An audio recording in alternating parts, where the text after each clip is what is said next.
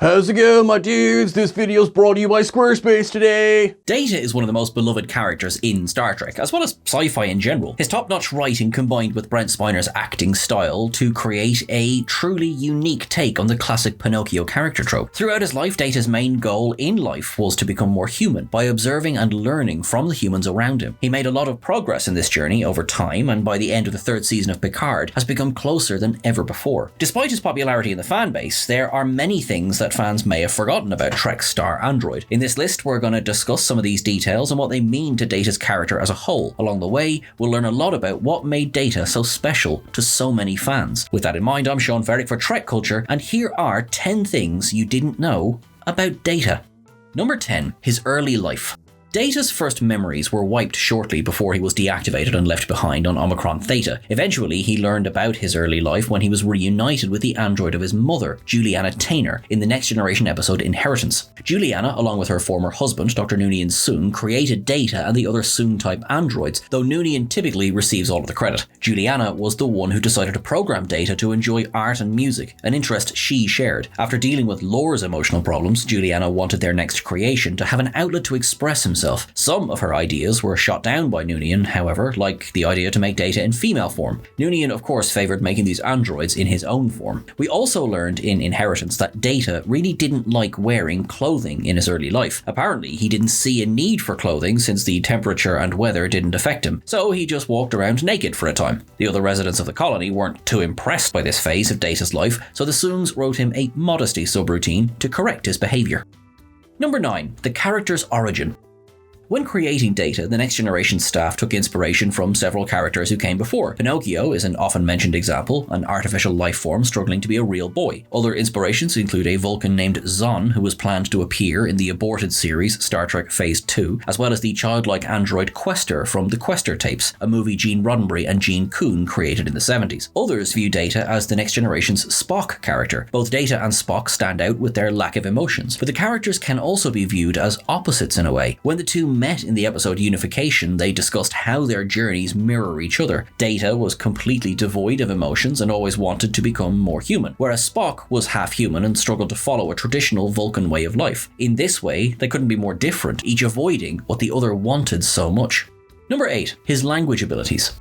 Brent Spiner's speech patterns as Data really helped to bring the character to life. He managed to make the character sound robotic and emotionless, but still approachable. You can pick up on the subtleties of Spiner's performance of Data when looking at the way he portrays his other characters like Lore or Dr. Soong. Despite his intelligence, Data struggles with a lot of seemingly simple idioms and phrases in language. Many fans also think he's unable to use contractions like can't or isn't. Lore bragged to Data how his mastery of contractions made him a superior android, and when Data's daughter Lal said I've in 10 forward, he said that the use of contractions was a skill his program had never mastered and that Lal exceeded his abilities. However, if you go back and watch those scenes, it's never outright said that Data is unable to use contractions, just that he hasn't yet mastered them. This is why in later appearances Data can be heard using contractions and idioms more frequently as he gets more practice in. In the third season of Star Trek Picard, Data's new golem body incorporated traits from Altan Soong, B4 and Lal, but primarily Data and Lore. Data eventually emerged as the dominant personality after a struggle with Lore, and all these memories combined to make this version of Data the most human-like so far, as well as a more natural speaker. Number 7. His mannerisms. In the past, Brent Spiner has said that when he was initially cast to play an emotionless android, he was worried about being limited as an actor. But Spiner was able to do so much within these restrictions. His portrayal of the character encouraged the writers to include him in more stories, helping Data become one of the most beloved characters in Trek. A detail that stands out is Data's curious head movements. The way he quickly moves his head as he calmly studies his surroundings always came off as very measured and robotic. But according to Spiner himself, these iconic mannerisms weren't entirely intentional.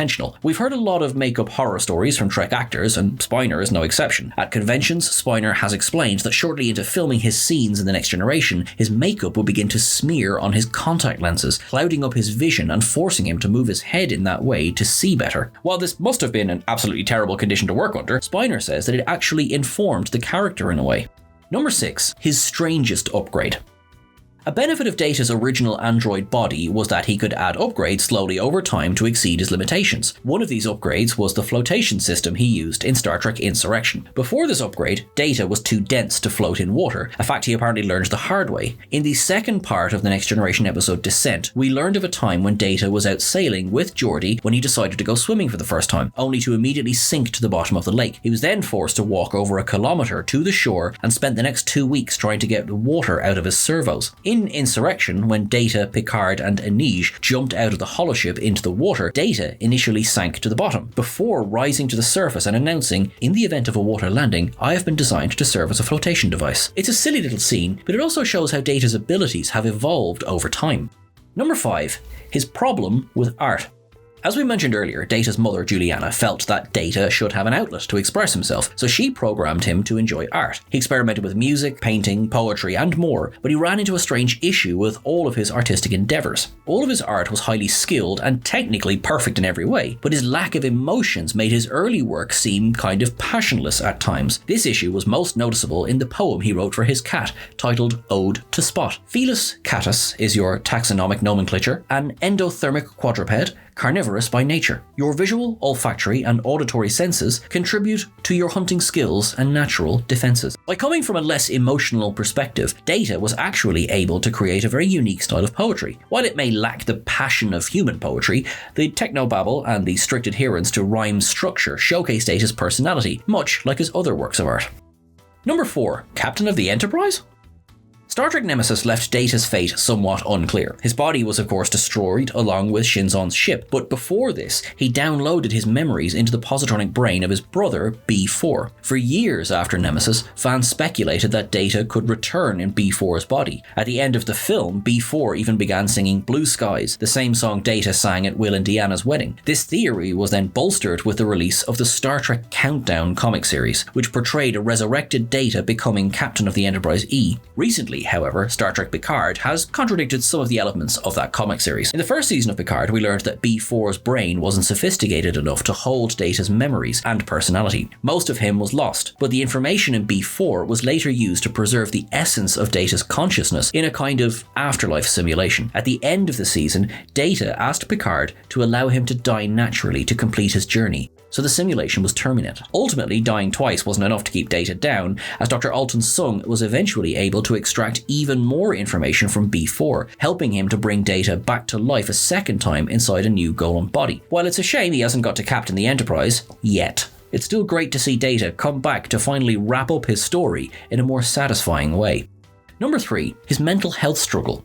Data's journey of self-discovery was not always an easy path. Even without experiencing emotions, he ran into a lot of hardships that took him to some very dark places mentally. Data talked about his mental health experiences with Geordi in the Next Generation episode Eye of the Beholder. While the two were discussing the apparent suicide of a crew member named Lieutenant Kwan, Data realized that he had experienced similar feelings of hopelessness in his past. When he was first activated, he became overwhelmed by his emergent sentience and the feeling of his neural pathways developing and becoming more complex. It was an extremely difficult process, and at one point Data considered shutting himself down to start over again. In a way, he considered ending his own life because he thought it would be easier. Fortunately, Data came to a very important decision that stopped him from going through with the procedure. He chose to view the problems he was having as challenges to overcome rather than obstacles to avoid. The simple change of mindset helped him overcome his hopelessness and turn it into something empowering. The best part about this scene was the way Geordi immediately stopped what he was doing and turned all of his attention to Data. Geordi was of course concerned when Data began talking about these feelings, but he was clearly proud of his friend and overcoming his struggles and learning from them. Geordi has always been an amazing friend.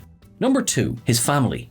Data was the 5th Sung-type android, the first 3 being B4 and 2 other unnamed prototypes. These early androids were much less sophisticated and struggled to grasp even basic concepts. Lore came next, but his personality was dangerous and chaotic. He eventually summoned the crystalline entity to destroy the Sung's colony, then later went on to cause trouble for the crew of the Enterprise D. When Data was made, the other colonists severely doubted that he would function as Dr. Sung intended, but he turned out to be the most stable android yet, although completely devoid of emotions. Noonien Sung also created an android of his wife at the time, Juliana, so Data's mother became an android too. She was even more lifelike than Data and lived her life believing fully that she was human. In the first season of Picard, we learned that Data also had a human brother all this time. Noonien Sung's son Altonson. Alton, along with Bruce Maddox, went on to create the Coppelius androids, more realistic synthetic lifeforms derived from just one of Data's positronic neurons salvaged from his brain. These new androids could be viewed as Data's children in a way. Some, like Fred from Discovery's 5th season, had the same pale skin and yellow eyes, but others had more human appearances. The A500 androids, like those who committed the Mars attack, were also based on the designs of Soong-type androids, but they were much less advanced, with highly limited communication skills and intelligence. Let's call them Data's cousins. Number 1. The question of his sentience. In The Measure of a Man, Data fought a legal battle to be granted the same rights and freedoms as organic Starfleet officers. In the end, it was deemed that he wasn't the property of Starfleet, but his status of sentience was still up in the air. Data could not be read by most telepathic species, and some believed he was no more self-aware than a simple computer. Over time, many people would come to respect his individuality as a new form of life. When B'Elanna Torres mentioned Data in Voyager, she said that he was treated the same as any human, and described him as the only sentient artificial life form in the Federation, despite working with another sentient artificial life form aboard Voyager. This seems to suggest that Data's sentience was well known and generally accepted. Although Data may have been deemed sentient, other self-aware artificial life forms, like Voyager's Doctor, had to continue to fight for their freedom. We've still yet to see the rules that determine when an AI can be considered alive, or if any such rules even exist. Hi, I'm Tom Larkin, inventor of such products as Sugared Suliban Surprise.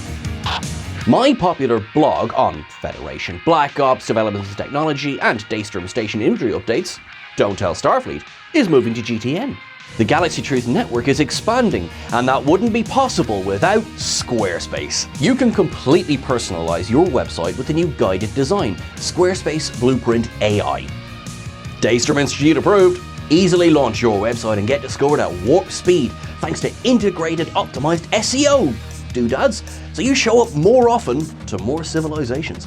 Head to squarespace.com/TrekCulture for a free trial and 10% off your first purchase of a website or domain. And remember, don't tell Starfleet.